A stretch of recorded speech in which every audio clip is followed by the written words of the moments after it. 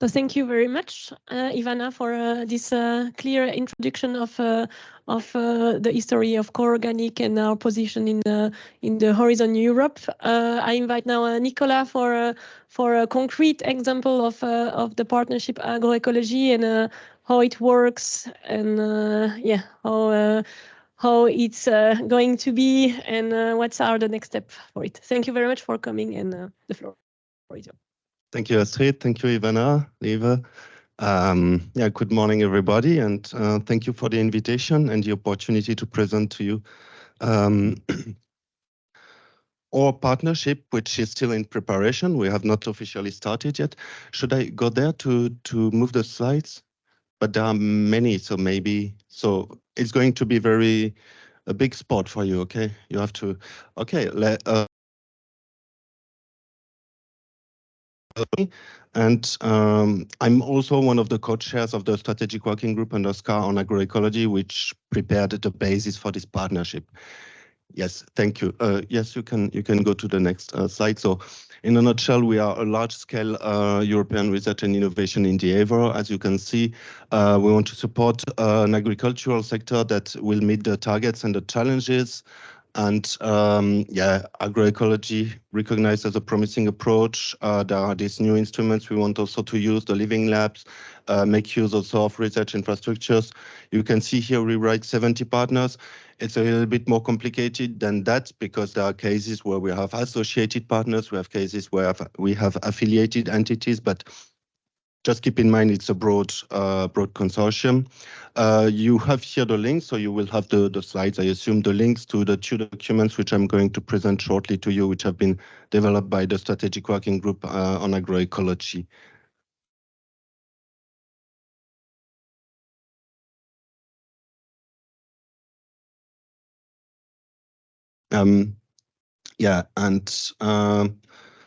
So just to tell you where we are now. Yes. Next, please.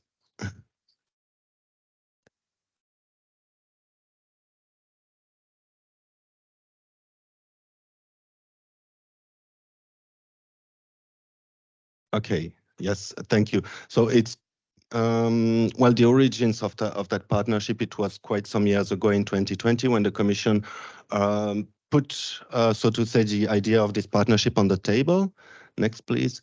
Then the member states decided that they wanted to take this idea and make to be involved in the co-creation of this partnership. So they were making this strategic working group on agroecology, which started almost 3 years ago and actually is coming to an end this year. It's co-chaired by Benjamin Sanchez from Spain, Thorsten Rodelberg from Aarhus University in Denmark, and myself from Jülich now. I was back then at the Federal Ministry for Food and Agriculture of Germany, but next, please. And we have also CSAs and FATSA JPI, which have been supporting us a lot. So we co-created the so-called partnership dossier in there. It's called also partnership proposal, which is a little bit confusing to me because a proposal is something I trust you submit in response to a call. But it was, so to say, putting a little bit the basis of the partnership. It was mainly used for the member states to consider engaging in this partnership. Next, please. And last year, actually until February this year, we co-created a strategic research and innovation agenda, which was already mentioned to you a couple of minutes ago. Next, please. Okay, next. So regarding SCAR agroecology, so you can see here the membership of it, 28 countries. We had, as said already, AE4EU as CSAs and the Soil Mission Support CSA as key advisor and the Joint Programming Initiative on Agriculture, Food Security and Climate Change. But we have also, next please, a lot of observer in there, so you can recognize some of them. I'm sure you know many of them, and the list is not complete. It's much broader, but there's not sufficient place on one side to have all the observers who contributed to our work. Next, please. And so this strategic working group was set up in different task forces to consider several items, such as the concepts of agroecology or the research needs for agroecology. Next, please. And so on the one hand, we prepared the dossier. I spoke about it already last year, so I'm not going to go in depth on that. But last year, actually, when we had the meeting, I think we had just started writing the strategic research and innovation agenda. And then, next, please. Again, next, please. We had the first consolidated draft of the SRIA, which was published in July by us. And next, please. There was a so-called a public consultation. So basically everybody in the world, as person or as organization or as country, could also provide input, comment on the draft which was there. I have to say, so I have not here the slides with all the details, but it was quite positive feedbacks we had. We had some criticism, and we have taken that into account. We received also input from the Commission. Next, please.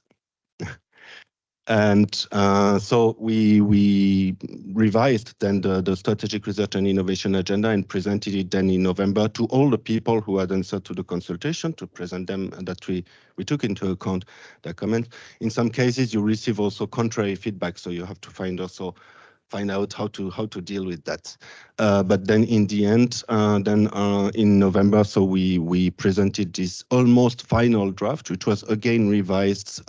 Next, please. And thank you very much. And which was then again revised in December until February to take into account latest comments from the member states. Next, please. So we have not developed here agroecology, a new agroecology definition. We have rather put this so-called common aims for agroecology. We know that agroecology builds on natural biological interactions. It's using state-of-the-art technology and innovation. And it's also taking into account, of course, the farmers' knowledge and the best practices. It's important to know that it's a knowledge-intensive and a systematic approach to agriculture. Next, please. We have developed an intervention logic. It was one of the first thing actually we did when preparing the partnership dossier. So it's based on let's say, I have a dream kind of thing on the left-hand side. So the common vision that everything is going to be great in 2050. And then describing a pathway, let's say, towards this. On the right-hand side, that thing we are going to do already during the partnership. And actually, we can also see that the structure of the partnership is somewhat based also on what we have here on the right-hand side. Next, please. I think we can jump that. I said we want to use living labs. So living labs are so there is an annual definition of living labs, but then we also worked on the specificities of agroecology living labs because they have some specificities, so a very strong local embeddedness, as you can see, a large diversity of origins, heterogeneity and intensity of the knowledge and innovations which are needed and produced there. And then next, please. And we want also to make use of research infrastructures into this partnership. And so some of them are mentioned there, but it's not exhaustive neither. But we trust that living labs and research infrastructures can be complementary, that they can allow ambitious experimentation between practice and science. And they should form efficient instruments, we trust, to accelerate the agroecology transition. Next, please. So the core themes were mentioned to you. So that's the conceptual framework as we presented it. I think I showed it to you already last time, but there are a few small changes. So we have these different core themes. And then in addition to that, there are two so-called cross-cutting issues, which are the red boxes, let's say, and also some supporting activities all around. But I'm going to mention the supporting activity because I don't have a slide on that, but capacity building, we mentioned in the coffee break the need of this capacity building. Communication dissemination is obviously important. The international dimension, the science policy dialogue, we want to have an impact also on policy, as well as stakeholder engagement. I think that's the biggest box. It's extremely important. And I wanted also at this stage, but actually you presented it already, that we have in our strategic research and innovation agenda. At the end, I have counted how many times we mention organic farming. If there is one word which is mentioned in the SRIA, it's organic farming the most. Of course, there are also other items which are mentioned, like agroforestry, like permaculture, etc. But definitely there is room for organic farming in our strategy. Not room, it's in there in the strategic research and innovation agenda, but there will be room for the funders also in terms of organic farming.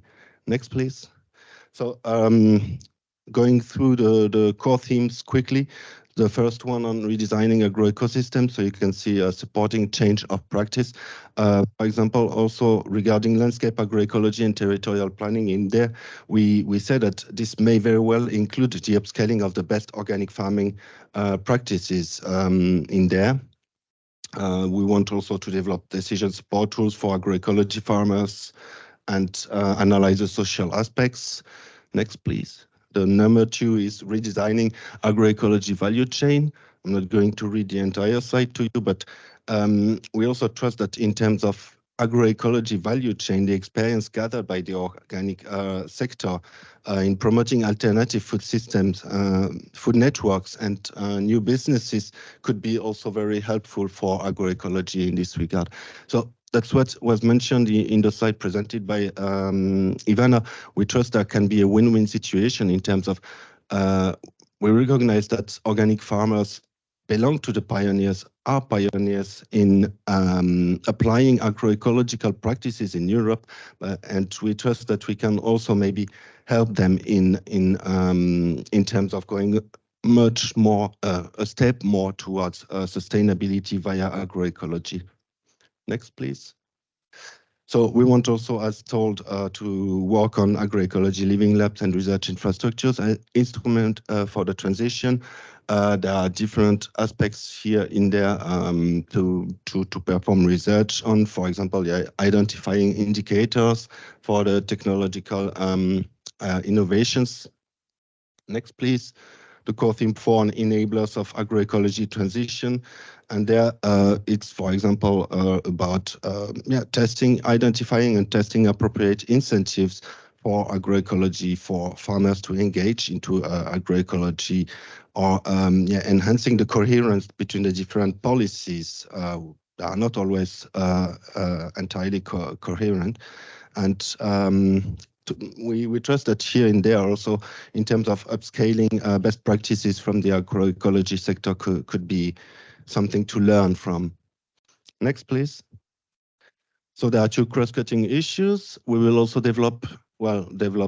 further develop a network of agroecology living labs and research infrastructures in order to accelerate the transfer to adopted agroecology innovations. And we need also to monitor, well, first of all, you need indicators, but obviously to monitor something, but also you need, we want to make the monitoring to follow up the agroecology performance, the performance of the partnership per se, the transition in Europe towards agroecology. So there's a lot of work to do there as well. The next, I think it's, so we recognize, of course, the farm to fork target of 25%. We trust that agroecology transition can learn from organic farming, and organic farming can benefit from agroecology research. Agroecology is more meant as an umbrella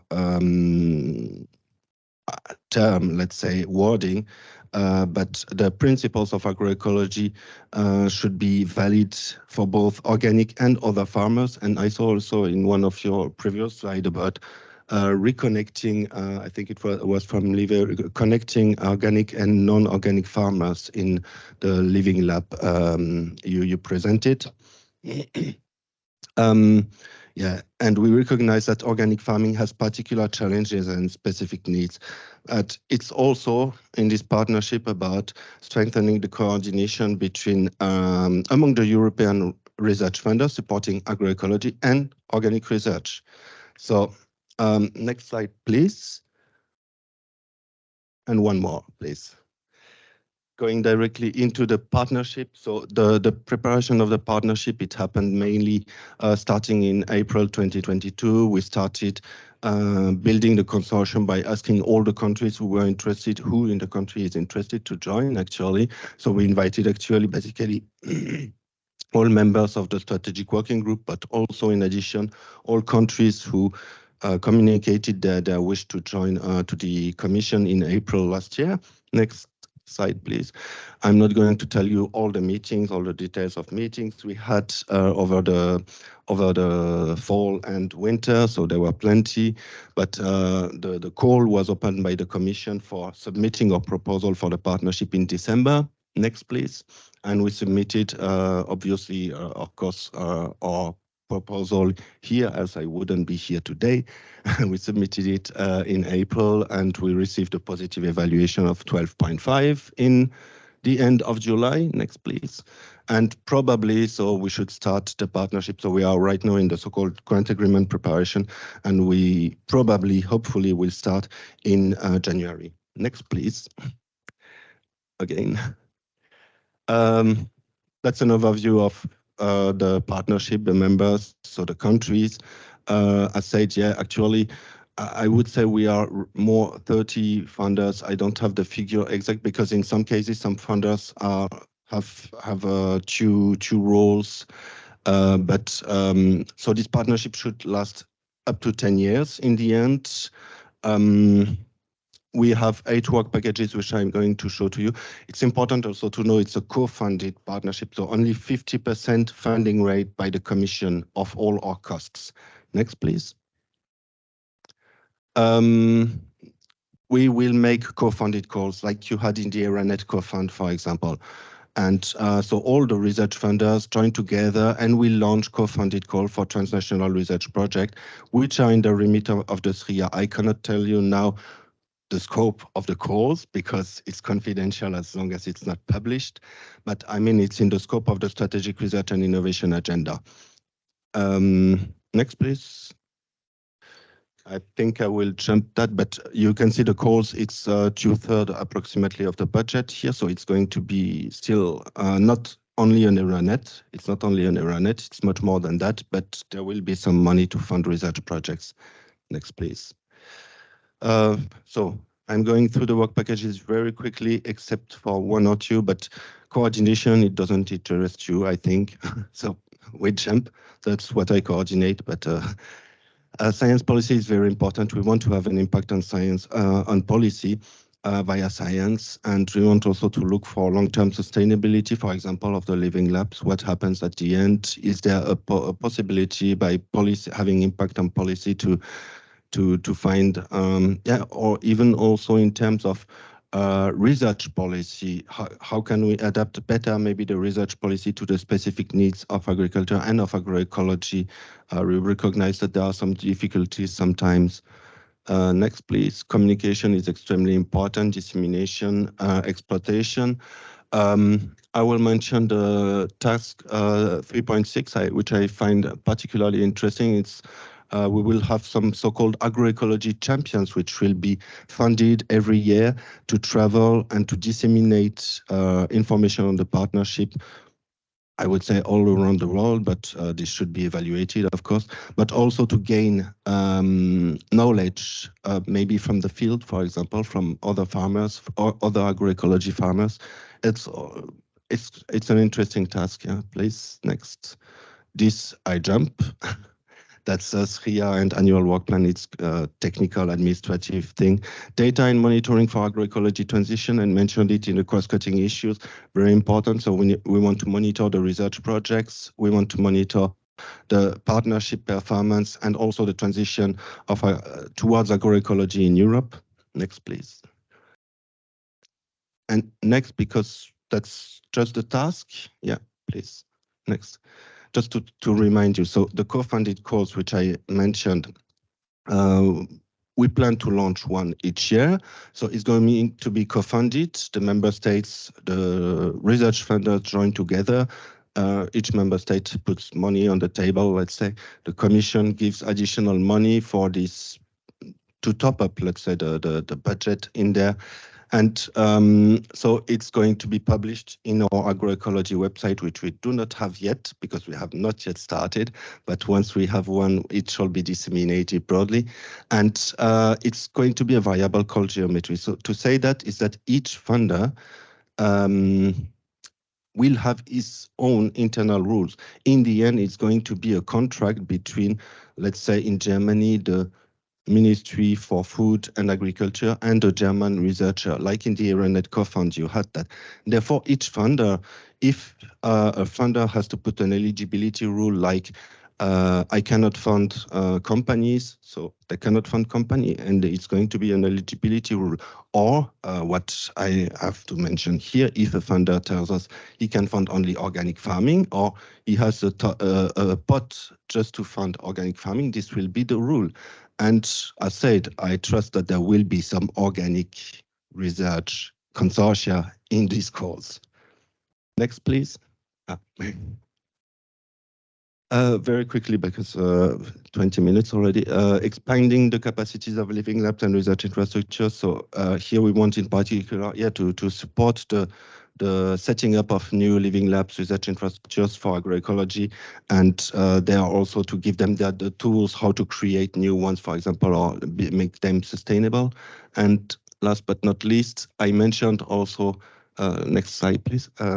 I mentioned also the coordination of the European network of living labs and research infrastructures. So it's going to be an important part of this partnership to have this network, to consolidate this network, but there will be also some joint network of activities of this network of living labs, and research activities probably among them. And that's one of the main objectives of this partnership, also to manage this network. And we have the work package leader backstage, so you can ask her, Corina, later on today. Next, please. We have a partnership landscape. You are aware there are other landscapes. They are not all there. I could have mentioned the mission soil also, which is important to consider, and there are other partnerships probably. I'm not going in depth on that because next, please. I've got to thank you for your attention, and sorry I took too long, but if you have questions, please.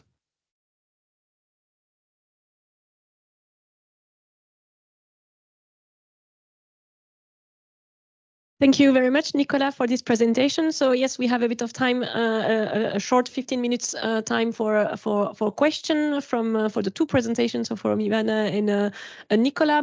But first, I would like me to ask you a question. So who is already part, or who his institution is already part in the partnership agroecology, just to have an idea. So, okay, so quite a few already.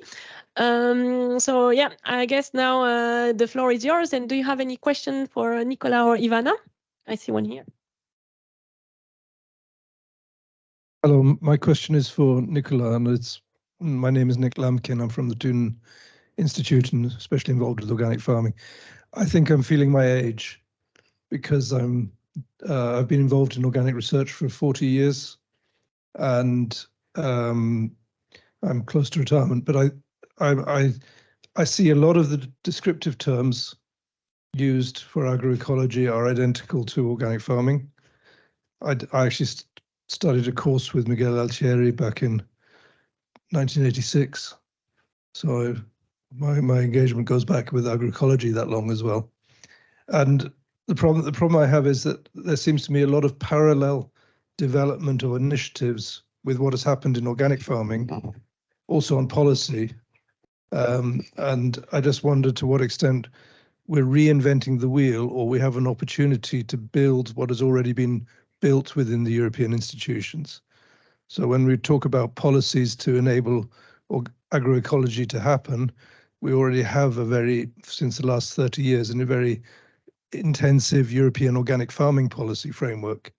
And I'm not clear whether we're just building a parallel universe. I know you said organic farming is included, but I still see there's a doubling of a lot of things that have already happened under the organic heading.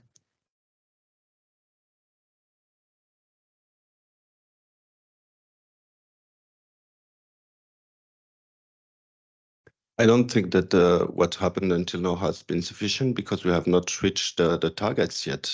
So there are new targets set. I think we need to go more to have more coherence between the policies. There are not always coherence between, I don't know, the CAP and other policies. Agroecology is not meant to be only organic farming. So there is this target of 25%, of course, but we cannot ignore the rest of the organic farming sector if we want agriculture to be more sustainable, to be more profitable in terms of for the farmer, and therefore this is why I think this partnership came to place. It's to target maybe a broader and maybe bring also more new farmers who are not yet in the organic sector towards something like the organic sector. Maybe they won't make it labeled, but maybe more with the same kind of practices as in the organic sector, by showing that the organic sector has best practices, is pioneer in this remit of agroecology.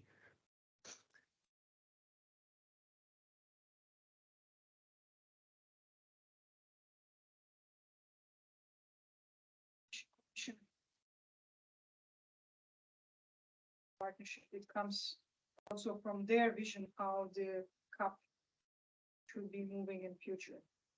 Besides what Nick says, that it's obviously there are many layers, but there's also a political will to do certain things. There's a political will that's coming originally, yes, from the Commission, but also member states. I mean, if you tell to France will tell you agroecology, yes. So I get to tell you, they consider it as a priority. Correct me if I'm wrong, but it's very important for them that we keep doing the strategic working group on agroecology, because agroecology is for France a big priority. And meanwhile, even Germany joined a couple of months ago this agroecology, how it's called, coalition. So yeah, there is a political decision also behind that. That's true. I think Annette. Yeah. Okay. Thank you, Nicolas. I would like to add to respond to this question of you, because I'm also involved on and off on organic farming from 2004. So I see an opportunity to join, and I'm very happy that we don't have an ERANET on sustainable crop production where I'm involved, and we have core organic ERANET. So I see an opportunity to join forces and to bring agroecology in a broader sense further. And I also think the living lab aspect can bring organic farming, agroecology. So I think it can bring it further. So that's my aim in this partnership, to bring it further and not to reinvent, because I also recognize that the questions are the same, but we need to build on earlier experience, I think. So just to support you, Nicolas.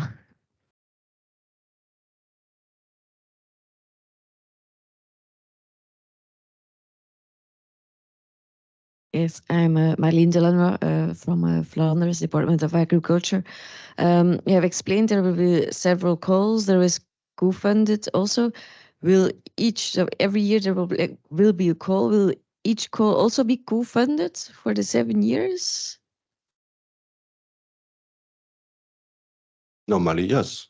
Yeah. I mean, that's the idea also of these partnerships. It's not to make only one call, like in the ERANET Plus or in ERANET COFAN. So we have the possibility to do one call co-funded per year. For instance, it's a plan. I cannot tell you in 7 years we will make the 7th call. You know, you cannot plan the budget so much in advance in the administration, but that's the plan. Yeah.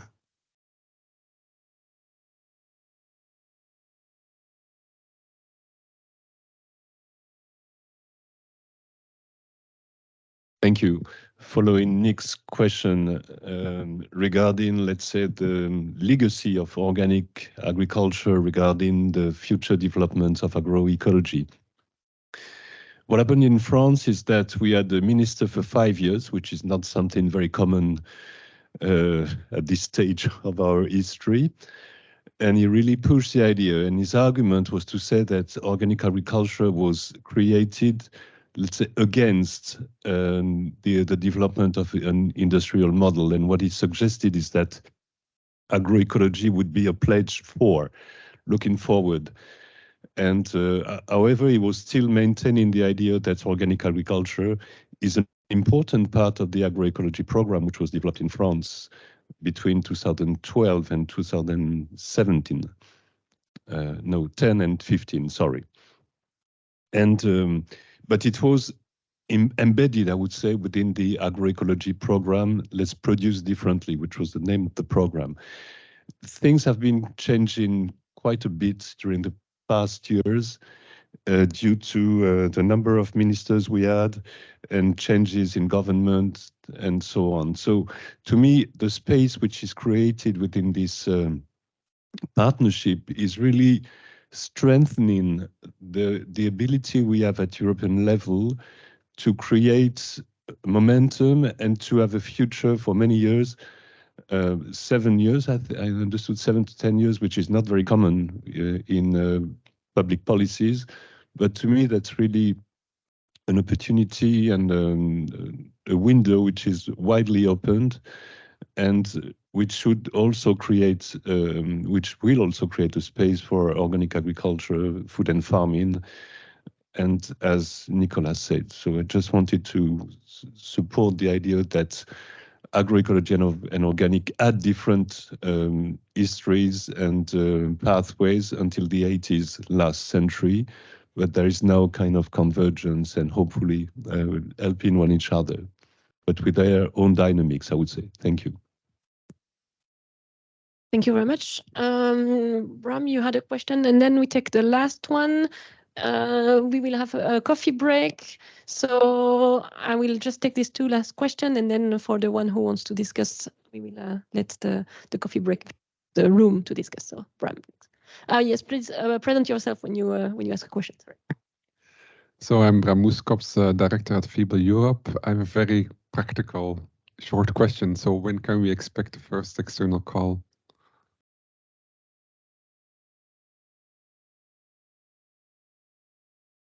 There's nothing official yet, else it would have been communicated. There's going to be normally a pre-announcement before the call is launched, so that people are informed that something is coming.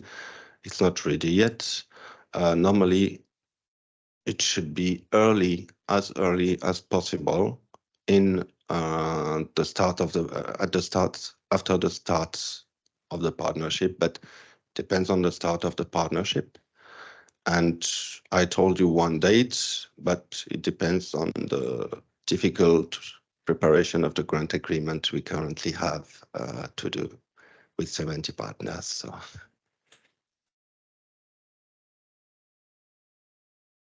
Okay, hello everybody. I'm Mio Dragmata. We're coming from Bosnia and Herzegovina from an organization called Center for Economic and Rural Development. And we are NGO working in organic sector. From that perspective, the country that I'm coming from on the whole Balkan region, what about that partnership? Is it closed, or is it any possibility for other countries to join that partnership? And if there is such possibility, what obligation we are supposed to complete or to oblige in order to become some kind of the partners in that program? Thank you. So I didn't get which country? Bosnia and Herzegovina. Bosnia and Herzegovina, but it is also related to other Balkan countries. Well, we have some. We have And no, Croatia didn't join the partnership, but they were in the strategic working group. Yes, but they could still join. Bosnia could still join. We have some countries which didn't join at first. It's a little bit technical, but there will be how to say. So we will make amendments, and there will be possibilities to join research funders or research performers who can contribute to the work in the different work packages. And in particular, in approximately, I estimate 1 year or 1.5 years from now, we will have to submit a new proposal for the same partnership, and with the possibility to add new activities for these new partners coming in. So it's very open, yes. Good, thank you. We are right on time with a quarter delay on the agenda, but that was planned. So thank you very much. Yeah, we will have the coffee break, but I would thank the both presentator for the presentation and all the questions. So if you have question to participate to the partnership, Nicolas is there today. You're there all day long, so or until lunch. So please go to see him until lunch. And now we will have then, as I mentioned, the coffee break in the other room, and we see each other in 15 minutes. So please be back at 1:45. Thank you. See you later.